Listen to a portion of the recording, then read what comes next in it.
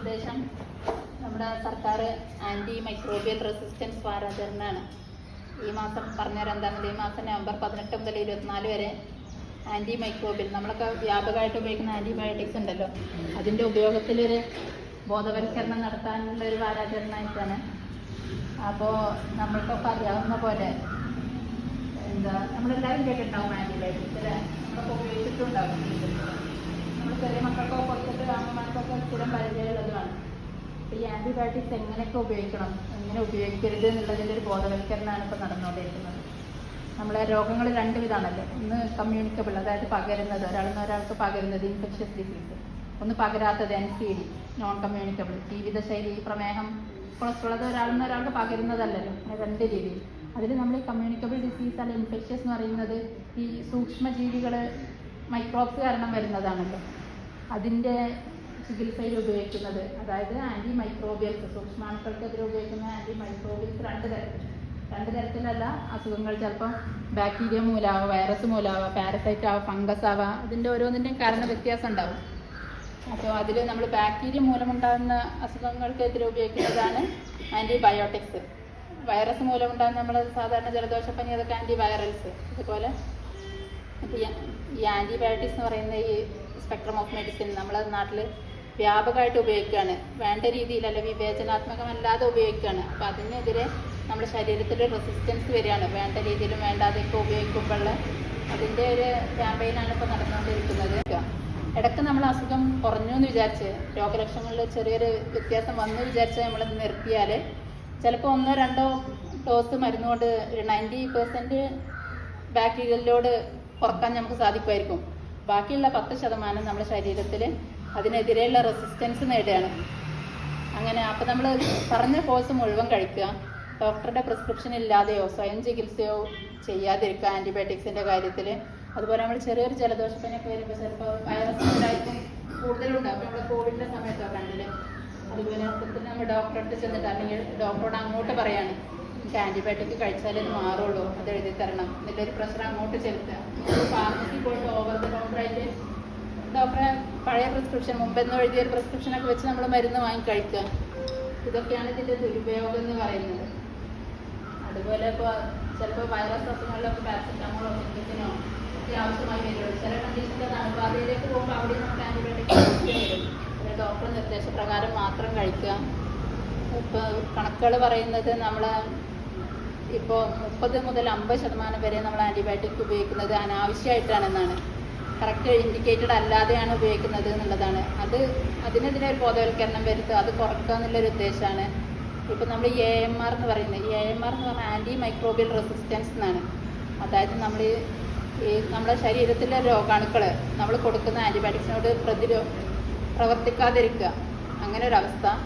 അല്ലെങ്കിൽ നമ്മുടെ ശരീരത്തിലെ അല്ലെങ്കിൽ രോഗം വരുത്തുന്ന അണുക്കൾ ഇതിനെതിരെ ഒരു പ്രതിരോധ ശേഷി നേടുക. അതായത് ആൻറ്റിബയോട്ടിക്സ് വർക്കാവാത്തൊരവസ്ഥയിലേക്കാണ് ഇനിയുള്ള കാലം പോകുന്നത് എന്നുള്ളതാണ് അതിൻ്റെ മിസ്യൂസ് കാരണം വരുന്നത്.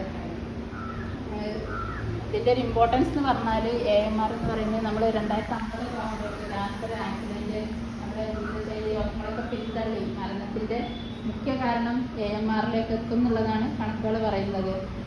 ആൻറ്റിബയോട്ടിക്സ് എന്ന് പറഞ്ഞാൽ നമുക്ക് അമൂല്യമായൊരു സെറ്റ് ഓഫ് ഔഷധമാണ്.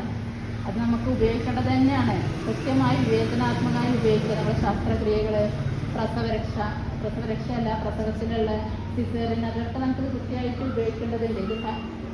ഇത് ഫലപ്രദമാവാതെ നമ്മളതിനെ അങ്ങനെ ആക്കി കൊണ്ടുവന്നാൽ നമുക്കിതൊന്നും വീണ്ടും ഉപയോഗിക്കാൻ പറ്റാതെ ഈ നോൺ കമ്മ്യൂണിക്കബിളായിട്ടുള്ള ജീവിതശൈലി രോഗങ്ങളിലും അതിന് നമ്മൾ വേറെ മെഡിസിൻ ആണെങ്കിലും ഒരു സമയത്ത് അതിൽ അണുബാധ വരാനും നമുക്ക് ആൻറ്റിബയോട്ടിക്സ് തന്നെയാണ് അവിടെ ഉപയോഗിക്കാറുള്ളത്.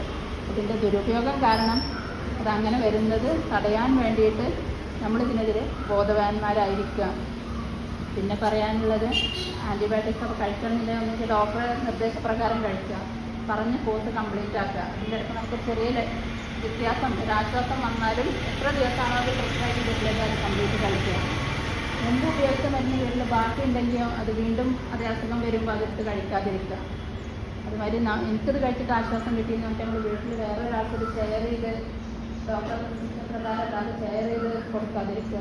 പിന്നെ നമ്മൾ മനുഷ്യരിൽ മാത്രമല്ല, ഇത് വ്യാപകമായിട്ട് ഇപ്പോൾ ഈ കന്നുകാലികളിലും കോഴി വളർത്തൽ, പൗൾട്രി ഫാമിലൊക്കെ അസുഖങ്ങൾ വരാതിരിക്കാൻ അവർ നേരത്തെ തന്നെ കൊടുക്കുകയാണ്. അതുവഴി അവരുടെ ഉൽപ്പന്നങ്ങൾ വഴി നമുക്കും അത് എത്തുകയാണ്.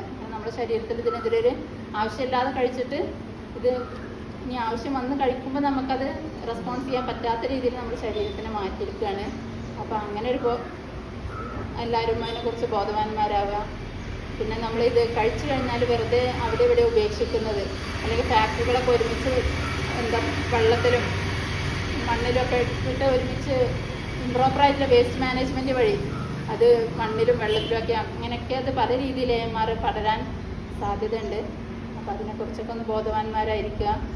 പിന്നെ നമ്മൾ ആൻറ്റിബയോട്ടിക്സിൻ്റെ ഉപയോഗം കുറക്കുക എന്ന് പറയുന്നത് തന്നെയാണ് ഇതിനുള്ള ഒരു പ്രതിവിധി. വേണ്ട അവസരങ്ങളിൽ മാത്രം ഉപയോഗിക്കുക. ഒന്നാമത് രോഗം വരാതെ സൂക്ഷിക്കുക എന്നുള്ളതാണ് അതിൽ പറയാനുള്ളത്. കുഞ്ഞുങ്ങൾക്കൊക്കെ ആദ്യത്തെ 6 മാസം മുലപ്പാൽ നിർബന്ധമായിട്ടും മുലപ്പാൽ മാത്രം കൊടുക്കുക. യഥാസമയത്ത് കുത്തിവയ്പ്പുകൾ നൽകുക. വെള്ളമാണെങ്കിൽ യഥാസമയം ക്ലോറിനേറ്റ് ചെയ്യുക. തിളപ്പിച്ചാറിയ വെള്ളം മാത്രം കുടിക്കുക. ഭക്ഷണം പാകം ചെയ്യുന്നതിനും കഴിക്കുന്നതിന് മുമ്പും, അതുപോലെ നമ്മൾ ടോയ്ലറ്റിലൊക്കെ പോയി വന്നാലും സോപ്പും വെള്ളം ഉപയോഗിച്ച് കൈകൾ കഴുകുക. പച്ചക്കറികളും പഴങ്ങളൊക്കെ നന്നായി ശുദ്ധജലത്തിൽ കഴുകി ഉപയോഗിക്കുക. പിന്നെ രോഗികളെയും കുട്ടികളെയും പ്രായമായവരെയൊക്കെ നമ്മൾ ശുശ്രൂഷിക്കുമ്പോൾ സോപ്പും വെള്ളം ഉപയോഗിച്ച് കൈകൾ കഴുകി നന്നായി വൃത്തിയാക്കുക. നല്ല ആഹാരശീലത്തിലൂടെയും നല്ല ജീവിതചര്യകളിലൂടെയും രോഗം വരാതെ തടയുക. അമൂല്യമായ ഈ ആൻറ്റിബയോട്ടിക്സിനെ വിവേചനാത്മകമായി ഉപയോഗിച്ചിട്ട് നമ്മൾ അതിൻ്റെ പ്രവർത്തനശേഷി ഇല്ലാതാക്കുന്ന രീതിയിൽ പ്രവർത്തിക്കാതിരിക്കുക. ആവശ്യങ്ങൾക്ക് ഉപയോഗിക്കുക. ഇതൊക്കെയാണ് ഇതിൻ്റെ ഒരു ഭാഗമായിട്ട് ഇന്ന് പറയാനുള്ളത്.